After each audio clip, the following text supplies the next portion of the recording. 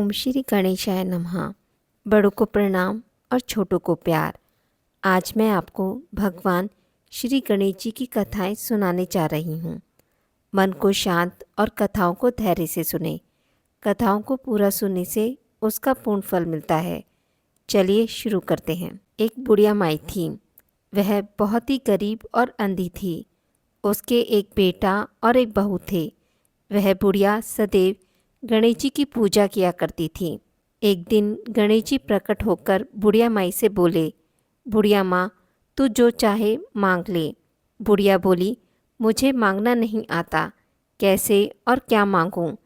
तब गणेश जी बोले, अपने बेटे बहू से पूछकर मांग ले। तब बुढ़िया ने अपने बेटे से कहा, गणेश जी कहते हैं तू कुछ मांग ले, बता मैं क्या मांगूं? पुत्र ने कहा, माँ तू धन मांग ले। बहू से पूछा तो बहू ने कहा, नाती पोते मांग लो। तब बुढ़िया ने सोचा कि ये तो अपने मतलब की बात कह रहे हैं। अतः बुढ़िया ने पड़ोसियों से पूछा तो उन्होंने कहा, बुढ़िया तू थोड़े दिन जिएगी, क्यों तू धन मांगे और क्यों तू नाती मांगे? तू तो अपने आँखों की रोशनी मांग ले, जिससे तेरी जिंदगी आराम से कट जाए। सभी लोगों से बात करने के बाद बुढ़िया माई गणेश जी से बोली, यदि आप मुझसे प्रसन्न हैं तो मुझे 9 करोड़ की माया दे, निरोगी काया दे, अमर सुहाग दे और अंत में मोक्ष दे। यह सुनकर तब गणेश जी बोले, बुढ़िया माँ, तूने तो मुझे ठग लिया। फिर भी जो तूने मांगा है वचन के अनुसार सब तुझे मिलेगा। और यह कहकर गणेश जी अंतर ध्यान हो गए। उधर बुढ़िया माँ ने जो कुछ मांगा वह सब कुछ मिल गया। गणेश जी महाराज, जैसे आपने बुढ़िया माँ को सब कुछ दिया वैसे सबको देना। दूसरी कथा अनुसार एक गांव में एक विधवा अपनी बहू के साथ रहती थी। उसकी बहू मंदबुद्धि थी, जो अपनी मूर्खता बर्दाश्त नहीं कर पाती थी और हमेशा खाने के लिए उतारू रहती थी। वह सबसे पहले उठकर खाना खाती थी, फिर घर के बाकी काम किया करती थी। एक दिन विधवा ने अपने घर में पूजा कराने का सोचा, लेकिन वह थोड़ी परेशान थी, क्योंकि उसकी बहू अगली सुबह उठते ही खाने के लिए दौड़ेगी और पूजा के लिए बनाए गए पकवान को झूठा कर देगी। अपनी बहू को पूजा के लिए बनाए पकवान से दूर रखने के लिए विधवा ने एक तरीका निकाला। पूजा वाली सुबह उसने एक मटका लिया और उसके नीचे एक छेद कर दिया और अपनी बहू से बोली कि आज पूजा है, इसलिए खाना खाने से पहले पानी भर के ले आओ। बहू भी चालाक निकली। उसने देख लिया था कि विधवा ने मटके के नीचे छेद कर दिया है, इसलिए वह अपनी साड़ी में आटा बांधकर पनघट पर चली गई। वहाँ उसने आटा निकाला और कुएं के पानी की मदद से बाटियां बनाने लग गई। कुएं के पास एक शमशान घाट था, जहाँ चिता जलाई जा रही थी। बहू ने उसकी आंच में अपनी बाटी सेक ली। उसकी बाटियां सूखी थी तो वह पास में ही गणेश जी के मंदिर चली गई, जहाँ गणेश जी को किसी ने चोला चढ़ाया हुआ था। उसने देखा कि गणेश जी की तौन पर घी लगा हुआ है। उसने उस घी को अपनी बाटियों पर लगा लिया और उसका भोग गणेश जी को भी लगाकर वह बाटी खा ली और घर वापस चली गई। बहू की इस हरकत पर गणेश जी को बहुत गुस्सा आया और उन्होंने गुस्से में अपनी नाक पर उंगली चढ़ा लिया। जब गांव वालों ने देखा कि गणेश जी ने अपने नाक के ऊपर उंगली चढ़ा लिया है, तो उन्हें मनाने के लिए बहुत कोशिश करने के बाद भी गणेश जी नहीं माने। उन्होंने अपनी उंगली नाक से नहीं उतारी। जब यह बात राजा को पता चली तो राजा ने बड़े बड़े पंडितों और ज्योतिषियों को बुलवाया और हवन करवाया, लेकिन गणेश जी फिर भी नहीं माने। सब बहुत चिंतित थे। राजा ने पूरे गांव में यह ऐलान करवा दिया कि जो भी इंसान गणेश जी की नाक पर से उंगली हटाने में सफल होगा, उसे इनाम के तौर पर 5 गांव दिए जाएंगे। गांव के सभी लोग गणेश जी को मनाने में लग गए, लेकिन गणेश जी माने ही नहीं और अपनी उंगली चढ़ाए रखे। अंत में विधवा की बहू बोली, अगर सब उसे आज्ञा दे तो वह गणेश जी की उंगली हटा सकती है। उसकी बात सुनकर विधवा हंसने लगी और बोली, जब बड़े बड़े विद्वान कुछ नहीं कर पाए तो वह कैसे गणेश जी को मना पाएगी। किसी ने बोला कि जब सब लोगों को मौका मिला तो उसे भी एक मौका मिलना चाहिए। फिर सभी लोग बहू को एक मौका देने के लिए मान गए, लेकिन बहू ने एक शर्त रखी। उसने कहा कि उसके घर से लेकर मंदिर तक एक पर्दा बांधा जाए। सब लोगों ने सोचा इतना सब कुछ तो हो ही चुका है, तो पर्दा बांधने में क्या जाता है। बहू के कहे अनुसार उसके घर से लेकर मंदिर तक एक पर्दा लगाया गया। बहू ने अपना दिमाग लगाया और वह अपने पेटीकोट में मोगरी को छिपाकर मंदिर चली गई। मंदिर जाकर उसने गणेश जी से बोला कि मैंने आपकी तौन से ज़रा सा घी क्या ले लिया, आपने तो नाक पर उंगली चढ़ा ली। अब नाक पर से उंगली हटा रहे हो या दूं एक मोगरी की, अभी आपके टुकड़े टुकड़े हो जाएंगे। बहू की यह चेतावनी सुनकर गणेश जी थोड़ा डर गए और उन्होंने सोचा कि यह तो पूरी पागल है, कहीं सच में मुझे मोगरी ना मारते।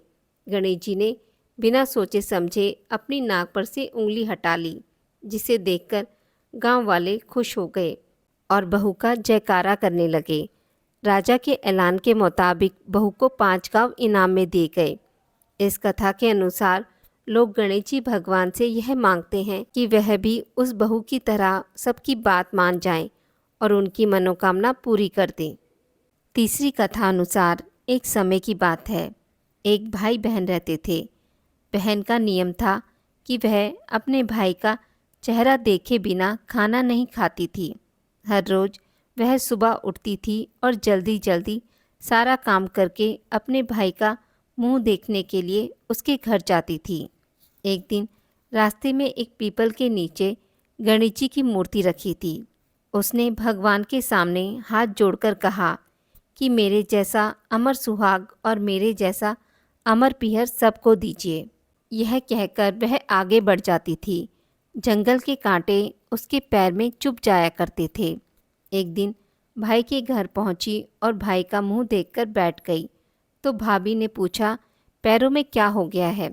यह सुनकर उसने भाभी को जवाब दिया कि रास्ते में जंगल की झाड़ियों के गिरे हुए कांटे पाँव में चुभ गए हैं। जब वह अपने घर वापस गई तब भाभी ने अपने पति से कहा कि रास्ते को साफ करवा दो, उसकी बहन के पाँव में बहुत सारे कांटे चुभ गए हैं। भाई ने तब कुल्हाड़ी लेकर सारी झाड़ियों को काटकर साफ कर दिया, जिससे गणेश जी का स्थान भी वहाँ से हट गया। यह देखकर भगवान गुस्सा हो गए और उसके भाई के प्राण हर लिए।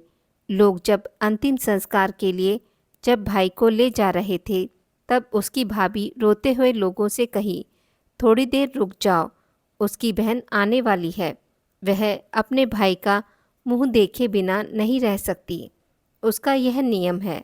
तब लोगों ने कहा, आज तो देख लेगी, पर कल कैसे देखेगी।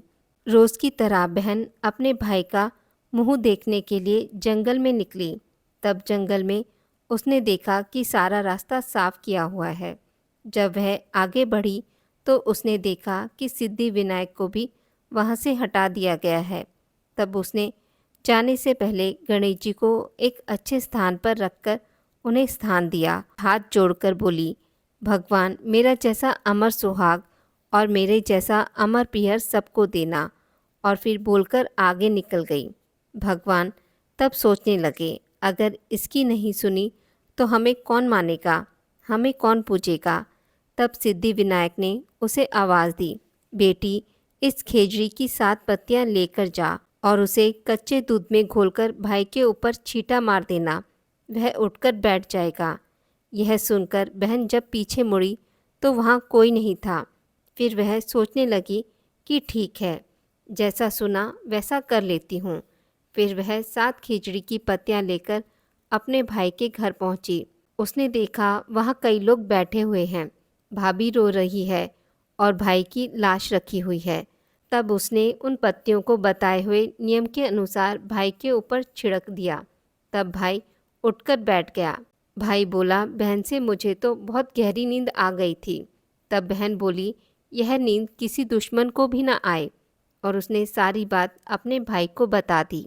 चौथी कथा अनुसार हर किसी को मालूम है कि गणेश जी को मोदक और मिठाई कितनी पसंद है।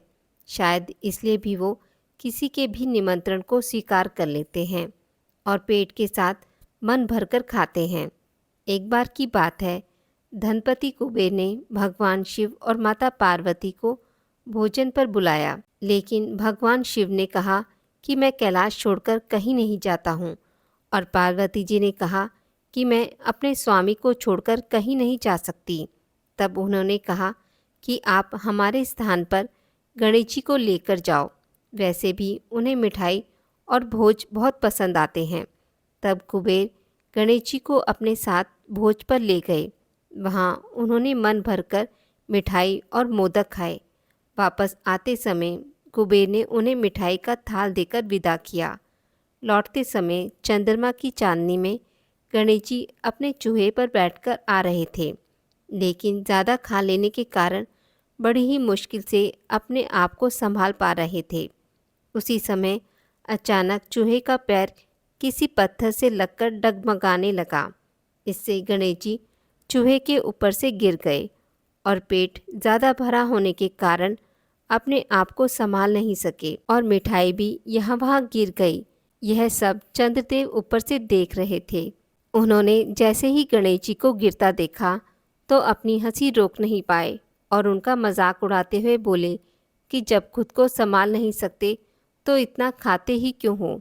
चंद्रमा की बात सुनकर गणेश जी को गुस्सा आ गया। उन्होंने सोचा कि घमंड में चूर होकर चंद्रमा मुझे उठाने के लिए किसी प्रकार की सहायता नहीं कर रहा है और ऊपर से मेरा मजाक उड़ा रहा है। इसलिए गणेश जी ने चंद्रमा को श्राप दिया कि जो भी गणेश चतुर्थी के दिन तुमको देखेगा वह लोगों के सामने चोर कहलाएगा। श्राप की बात सुनकर चंद्रमा घबरा गए और सोचने लगे कि फिर तो मुझे कोई भी नहीं देखेगा। उन्होंने शीघ्र ही गणेश जी से माफ़ी मांगी। कुछ देर बाद जब गणेश जी का गुस्सा शांत हुआ तब उन्होंने कहा कि मैं श्राप तो वापस नहीं ले सकता, लेकिन तुमको एक वरदान देता हूँ कि अगर वही व्यक्ति अगली गणेश चतुर्थी को तुमको देखेगा तो उसके ऊपर से चोर होने का श्राप उतर जाएगा। तब जाकर चंद्रमा की जान में जान आई। 5वीं कथा अनुसार एक समय की बात है, राजा हरिश्चंद्र के राज्य में एक कुम्हार था। वह मिट्टी के बर्तन बनाता था, लेकिन वह कच्चे रह जाते थे। एक पुजारी की सलाह पर उसने उस समस्या को दूर करने के लिए एक छोटे बालक को मिट्टी के बर्तनों के साथ आवे में डाल दिया। उस दिन संकष्टी चतुर्थी का दिन था। उस बच्चे की माँ अपने बेटे के लिए परेशान थी। उसने गणेश जी से बेटे की कुशलता की प्रार्थना की। दूसरे दिन जब कुम्हार ने सुबह उठकर देखा तो आवे में उसके बर्तन तो पक गए थे, लेकिन बच्चे का बाल भी बांका नहीं हुआ था। वह डर गया और राजा को जाकर सारी बात बताई। उसके बाद राजा ने उस बच्चे और उसकी माँ को बुलवाया तो माँ ने सभी तरह के विघ्न को दूर करने वाली संकष्टी चतुर्थी का वर्णन किया। इस घटना के बाद से महिलाएं संतान और परिवार के सौभाग्य के लिए संकट चौथ का व्रत करने लगीं। आज की इस वीडियो में बस इतना ही। मित्रों, अगर आपको मेरी वीडियोस पसंद आती हैं तो उसे लाइक और शेयर ज़रूर करें और पूजा पाठ से जुड़ी जानकारी के लिए मेरे चैनल को सब्सक्राइब करना ना भूलें। धन्यवाद।